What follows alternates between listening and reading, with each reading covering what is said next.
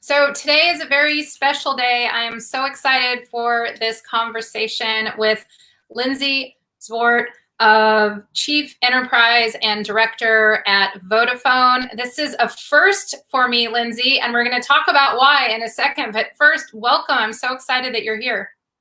Thank you for having me. Yeah, it's great. It is great. Well, here's why it's first. So we're currently live here on Wednesday in San Francisco Pacific time, but you are currently coming to us from New Zealand. So I believe it's Thursday morning. So Yes. welcome, welcome. That's definitely a first to do a single live interview on 2 different days, which is really exciting to bring 2 sides of the world together. And I am very jealous before we start off that you have 1 case of COVID and I guess you're on a 7-day lockdown. So it sounds like you have a little bit more order of things that we do here over here. We're very, very fortunate. We've been able to lead pretty normal lives. We go in and out of lockdown if a case does come out, but strong leadership, I think it comes down to. Yeah, I think there's a lot of strong female leadership, which will Correct.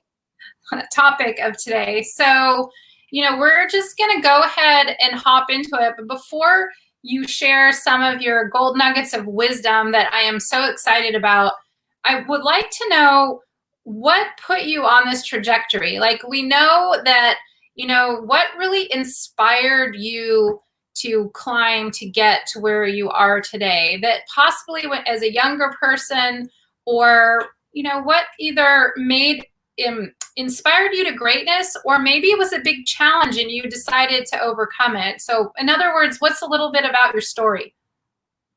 Yeah, I think it's a couple things.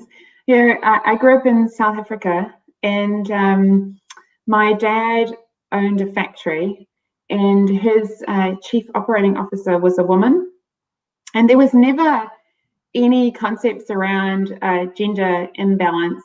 And I remember him telling me that I could do anything I wanted to do, and it was just my decisions on what I chose which would hold me back. And so I think having that type of upbringing where you are the only one that can limit your potential, I think it really, really was life-changing. And the other key thing for me was I was in a car accident when I was 18, quite a serious one. And I remember waking up in ICU with all these machines connected to everything. And I was told that I could make a decision around whether I came out and was able to walk or not, or I didn't. And that's always stuck with me, which is it's how you choose to take the next step forward.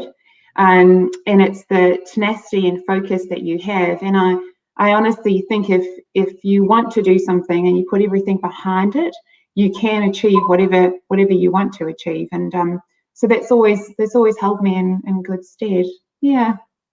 So, wow, well, we're definitely on the same page because, I don't know if it's actually readable, if that's a word, readable behind me, but it says proceed as if success is inevitable. So for you, just deciding, I've decided that I'm going to walk, I've decided that I'm going to achieve this in my career, or what have you. And if you think about the actual root meaning of the word decide, it actually means death of, because side is in all those awful words, side, CIDE, and DE means of phonetically. So it's kind of like even when you had that tragic, accident, that you decided, I'm going to walk. And it's almost a way and has that helped you, the way that you view leadership or what you would eventually accomplish someday? I think so. So much of it is around choice, and as you say, the decisions we make. I think one of the other key components for me, which you and I spoke about earlier on, is really around how you approach leadership, how you approach making the decisions for yourself, and how you think about moving forward. I often talk about empathetic leadership. And I've always led with the concept of empathetic leadership. I believe that leading with compassion and empathy is what sets us apart, and it is what sets women apart, actually. We cannot start to understand what our customers, our staff, our team need or require without understanding where they're coming from. And so understanding someone else's perspective is the most important element of really starting to help move them forward, whether it's their career, whether it's family life, whether it is transforming their business environment. Leading with compassion and empathy will stand us in good stead moving forward. And I think as women, we have the ability to excel in empathetic leadership. Yeah, and I agree with you 100%. And just to back that up, it even goes deeper. There was just a very recent podcast with Adam Grant and Jane Goodall, who studied chimpanzees for the last 60 years. You might be wondering, what does this have to do with empathetic leadership? But actually, it brings more truth to that, because in her 60 years of research, she was looking at the leaders that survived out in nature. And the ones that used brute force, they might rise quickly, but they would fall quickly. And what she saw and what she's learned from these amazing animals, who are sometimes smarter than us humans, is that the leaders in the chimpanzees that were compassionate and thoughtful and looked to bring people up with them, and they were inclusive and they were curious about how other people were doing, their leadership lasted a lot longer. So I bring that up, excuse me, because what you're saying is so important. And it's also from an evolutionary perspective, we see it in nature. And I think that there's a lot to be learned, and I think there's a lot of progress to be made. Yeah, that's exactly right. So we were talking a little bit about, before we went live, that sometimes it's challenging more challenging for women to be very authentic to themselves for what they need. And so can you talk a little bit about the importance for women to be authentic to themselves, but also maybe for male allies, what to be aware of so they can, best support their female counterparts, especially maybe those who are further marginalized, because I know that there is a further marginalization within our gender as well. Yeah, so I think there's a few elements to this. The first one I would say is the best support we can provide is to lift each other up. And I continue to say this in any opportunity I have. We must help promote women. We must mentor and coach each other. Madeleine Albright, former US Secretary of State, she has this quote which I love. It says, "There's a special place in hell for women who don't support other women." And I honestly believe this, because we won't make change, we won't drive impact unless we help lift each other up. And I think often we think that this reduces your chances of moving into a leadership role, but it doesn't. It balances out the odds. And so supporting each other is critically important. Having male allies, as you say, is really, really critical. We can't do it alone. I have had multiple fantastic VPs or CVPs as managers in my career, and they're outstanding allies. And I think some of the key differences is around enabling women to work as they need to, right? So having the right balance, having the right structure, leading as they see fit through leadership is really important. I mentioned earlier on my shift from the US back to New Zealand, and I think I told you my husband wanted to move. I was kind of happy to stay, but I've been proven wrong by taking those risks and by making those changes. You realize that there's so much more you can learn. I'm now in a role where I have 500 odd staff. I manage the product from pricing, marketing, advertising through to sales, and there's certainly wouldn't have been a role for me in the US that has that breadth of ownership and accountability to give me additional angles in which I can learn. So I think it's whether it's your husband who's your ally, whether it's your boss who's your ally, who kind of pushes and helps you think about doing something different. It's finding those right allies who can help you move forward. Yeah, and it's not just help you. Sometimes, I don't know if you believe in this or not, but sometimes the universe gives you a proverbial kick in the, where. And so sometimes you have to listen to that. So in your case, if your husband was really yearning to be back in New Zealand, then you're like, maybe it's time to go. And, you went. So good for you for supporting him. And, that really brings up the topic of balancing family and work. And I call it a counterbalance because I don't really think there ever is a work-life balance. I think sometimes we have full presence with family or friends or full presence with ourselves. And we might feel like even if we take time for ourselves, that it's not balanced because we're maybe thinking about the kids or what am I neglecting at work or what have you. It's a counterbalance, but there's an importance of giving ourselves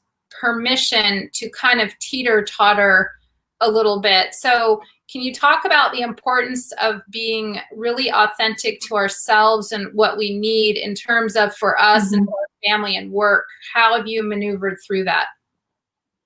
Yeah, I think it comes down to sometimes you just have to cut yourself a break and know that as much as you want to do everything, you don't need to do everything. And what I've learned is it's okay not to participate in all the volunteering activities at the school. And in some cases, what I do in work and what I do with women in leadership has greater impact. And I think you pick what will be the best for you to engage in, what will have the best outcome for your family and for your kids. I also think you need to create this support network in roles like ours where it is and it can be all-consuming and your days can be long and filled with lots of travel, etc. Having the support network is critical, and I'm very fortunate. I have a fantastic husband and family and friends to create this support network. But without that, I think you can get pulled into everything and then you end up not doing everything really well. I remember when I was at IBM, I was a new leader at IBM, and I remember saying to my boss, I think I just had my first daughter, who's now 16, and I said, I can't find my work-life balance. I don't know what to do. And he said that it's your role is to find your work-life balance. It's in your control to figure out how to push back, how to learn to balance, how to learn to prioritize. I can't do that job for you. And so I often get males and females coming to me and saying, I'm really struggling with my work-life balance. And part of it is they want us to fix it for them. But part of the resolution of the challenge is understanding that you own that outcome, that if you put the right structures in place, you can find that right balance that you need, because work will continue piling work on you. They will continue giving you projects until you get to the point where you say no. And that's part of what corporate culture is like. But until you build that balance where you're able to say no, or reset expectations on timeframes, you'll never find that right balance. So part of it, I think, is accountability on understanding it's on you as well. Mm-hmm. Yeah, I think that's so important. And I have, just to add on to that, a recent conversation with Allison Metcalf, who is the CMO of Demand Base. And she was saying something along the same lines. And that is set expectations early rather than later.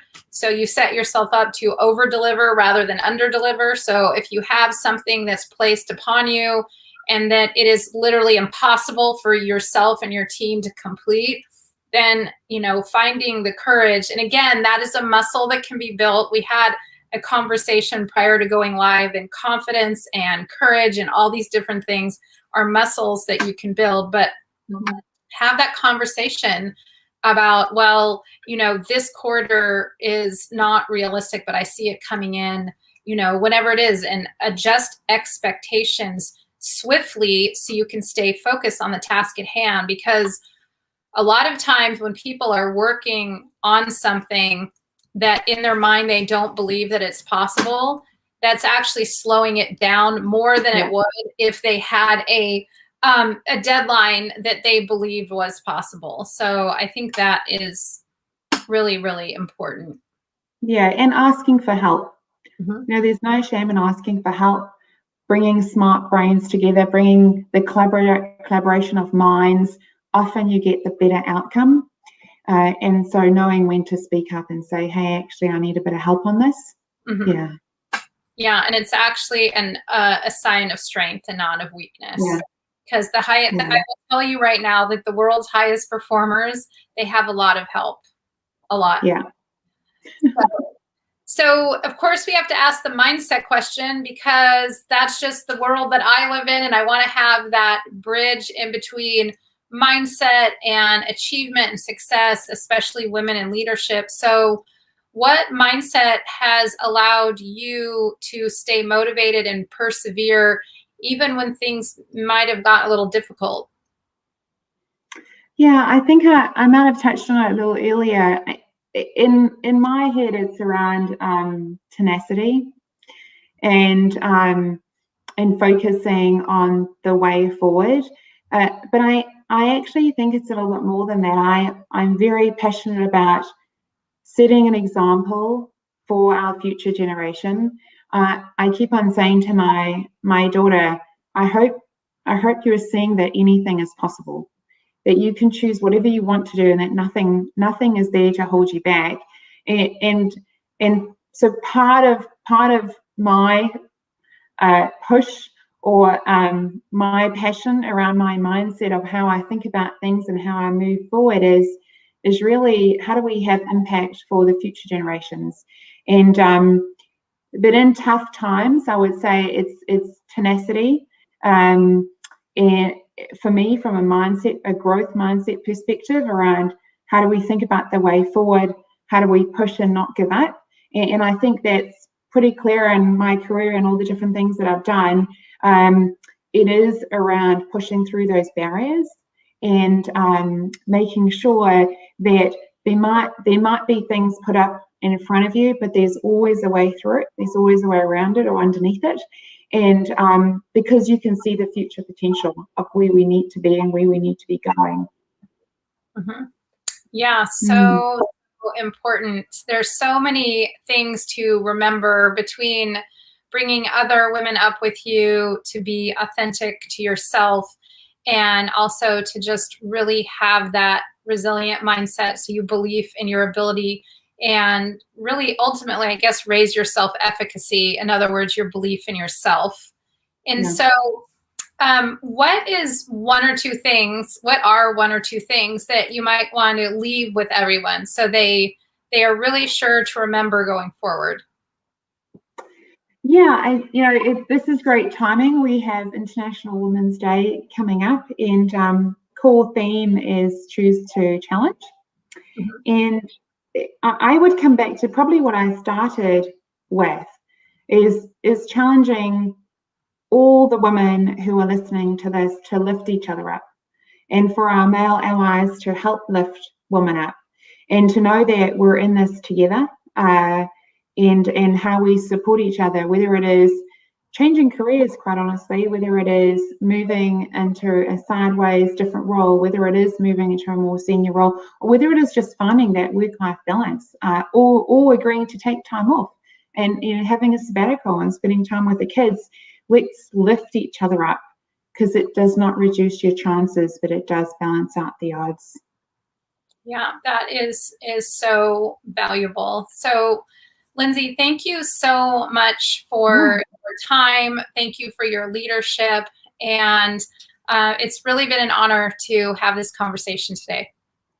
Thank you so much for inviting me. It's been great, and we'll talk to you soon.